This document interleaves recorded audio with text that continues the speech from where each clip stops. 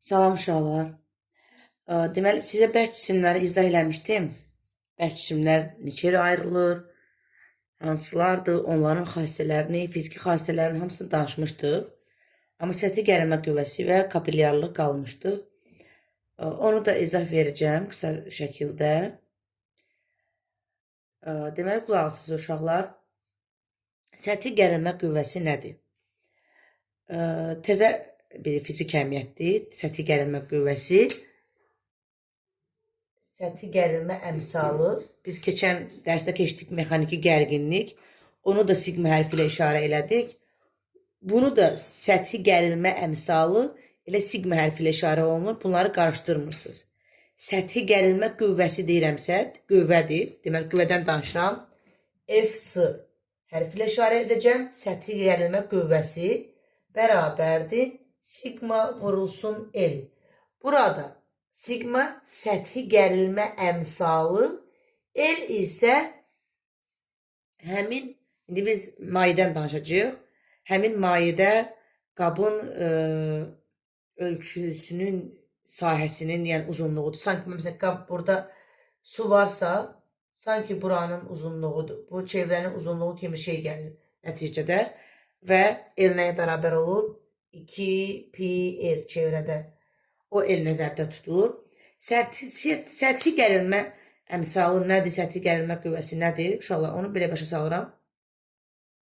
Səthi gərilmə qüvvəsi sanki bu qabdakı mayeni, bax məsələn burada maye var. Dolub bu qab maye ilə. Bu mayedəki mayeni qoymur çölə çıxsın. Yəni onu içəri doğru perpendikulyar şəklində hərəkət qüvvə göstərir. Qabın içinə doğru perpendikulyar şəkildə. O səthi gərilmə qüvvəsidir. Yəni sanki bu suda bir molekulları bir-birinə möhkəm birləşdirir, salır suyun aşağı hissəsinə, qoymur onu çölə çıxmağa. Və yaxud səthi gərilmə əmsalı necə deyirəm sizə, səthi gərilmə qüvvəsi daha doğrusu. Biz görürük ki, məsəl üçün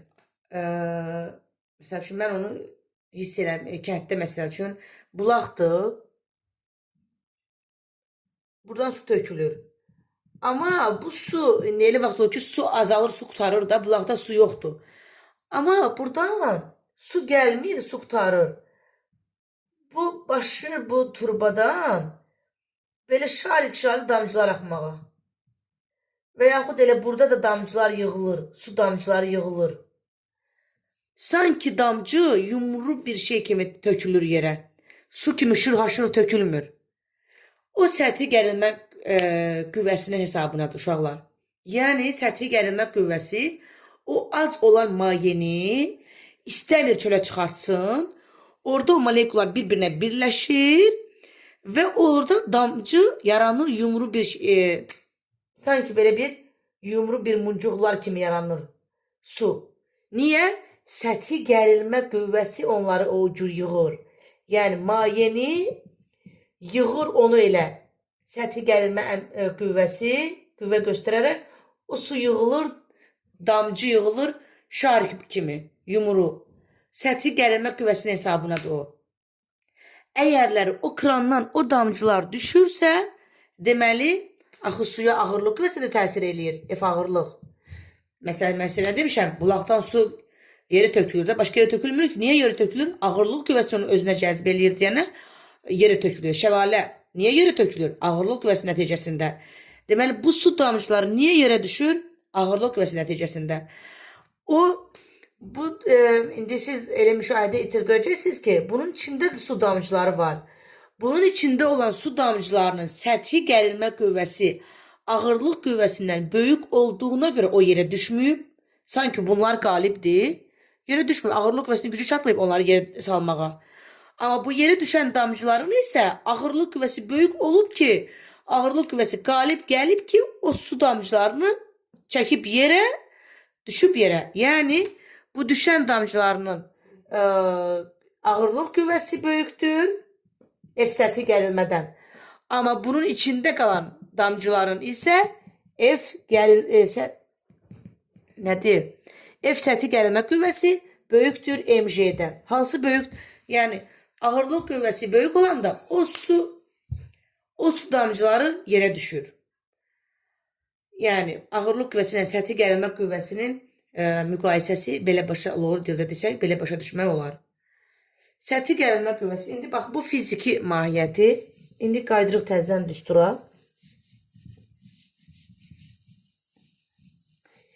Fs bərabərdir sigma L.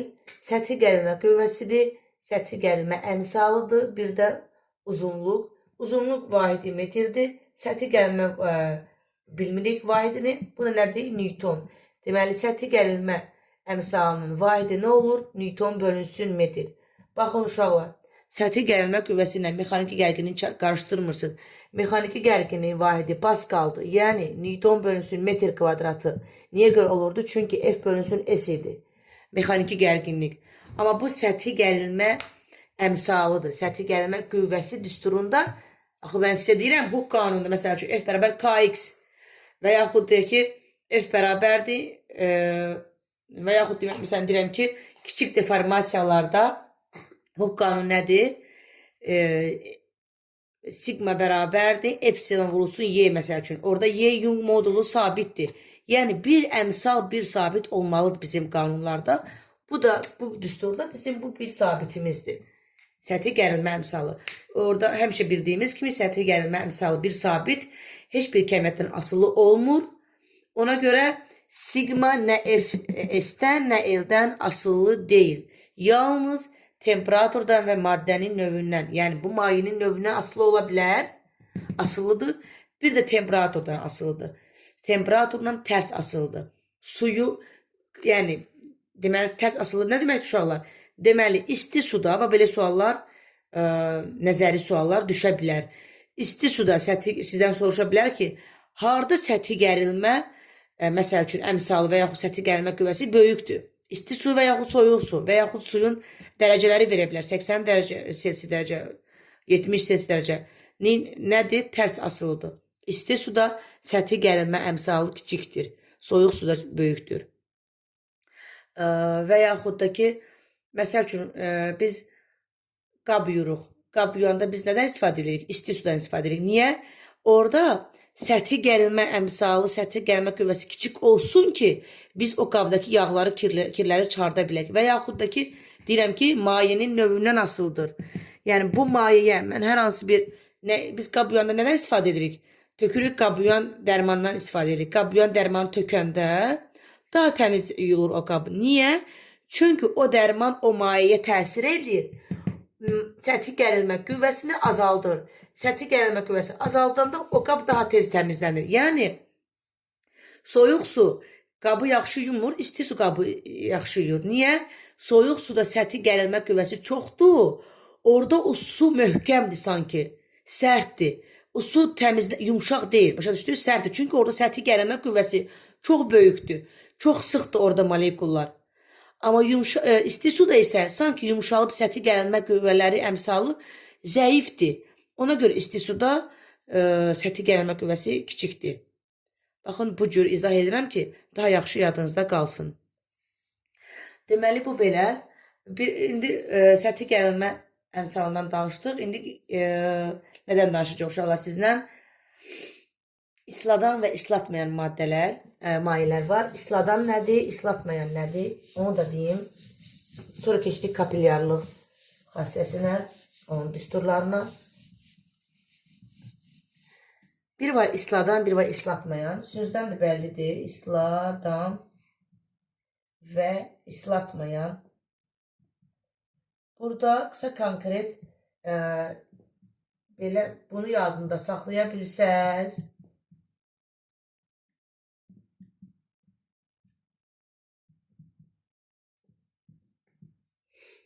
bax uşaqlar, FMM, FBM yazmışam burada. Bunlar nə deməkdir? İsladan, yəni nə deməkdir isladan? İsladır da. Tutaq bir də şüşə var. Bu şüşənin üstünə su damcı töküləndə bu su damcı belə yumru kimi qalmayacaq ki. Xeyr, qalmayacaq. Nə olacaq? Bu yayılacaq. Yayılacaq, bax bu cür bir hal yaranacaq. Eləmi? Bu ne olacaq? Şüşəni islatdı da bu maye, bu su damcı bu şüşəni islatdı. Deməli yayılırsa, bax, bərk cismin üzərində maye yayılırsa bu isladandır. Yox, əgər yayılmışsa, o damcı kimi şəklində qalırsa, o islatmayandır. Görürük də, şəkildən görürük. Bu islatmayan oldu, bu isladan oldu. Bu sudur. Su isladan olur. Amma bu civədir uşaqlar. Civə. Civə islatmayan maddədir. Yəni civəni termometrin içindəki termometri qırıb töksək, oradakı civə yumru şariklər kimi qalacaq. Ayrı-ayrı yumru şariklər kimi qalacaq. Yerə düşsə, yeri islatmayacaq. Stola düşsə, stolu islatmayacaq. Yumru sanki bərk şəklində qalacaq. Amma bilirik ki, civə mayedir. Yəni o islatmayandır. Deməli, isladan və islatmayan oldu. Yayılmırsa, maddə bərk cisim üzərində yayılmırsa, o islatmayandır. Yayılırsa isə isladandır. Burada önəmli hadisə nədir? Suallarda nə tip sual düşə bilər bundan? Qabları göstərə bilər bir. Məsələn, qab var. Deyəcək ki, bunlardan hansı isladandır, hansı islatmayandır? Bunları isladan sanki belə olur, yayılıb. İslatmayan isə qabarıq olur. Baxın, elə sanki bunun bir payı. İslatmayan qabarıq olur. Amma isladan yayılan olur, qabda. Belə qab verib isladan islatmayanı istəyə bilər sizdən. Və yaxud sizə deyər ki, bunlardan hansı böyükdür müqayisəni istəyə bilər. FMM nədir? Mayenin öz molekulları arasındakı qüvvədir. Bu isə maye ilə bərk cisim arasındakı qüvvədir. Bu, maye ilə öz molekullar arasındakı qüvvə, maye ilə, bax, maye ilə öz maye molekullar arasında, bu isə bərk ilə maye arasındakı qüvvə. Bunlar da eyni şeydir. Burada nədirsə, bunlar da odur. Sadəcə, harada hansı böyükdür, harada hansı kiçikdir, onu demək istəyirəm. İsladanda, uşaqlar, isladanda belə olacaq. Hələ ki, bunu deyirəm. Niyə olacaq? İndi deyirəm sizə. Baxın, uşaqlar, mayenin öz molekullarının qüvvəsi bərk molekulların qüvvəsindən kiçik olur isladanda. Məntiqlə bir dənə baxaq. Niyə? Çünki bu mayenin içindəki molekulların qüvvəsi zəifdirlər. Zəif olub ki, bu maye bu şüşəni isladıb. Zəif olmasaydı, burada səthi gəlməm saldı var da, F bərabər sigma L idi. Zəif olmasaydı, onu islatmayaydı. Başa düşdünüz? Bu bərk cismin molekulları, bu şüşənin molekulları buna qalib gəlib ki, maye onu isladıb. Aha. Amma burada isə mayenin öz molekul arasındakı qüvvə böyükdür.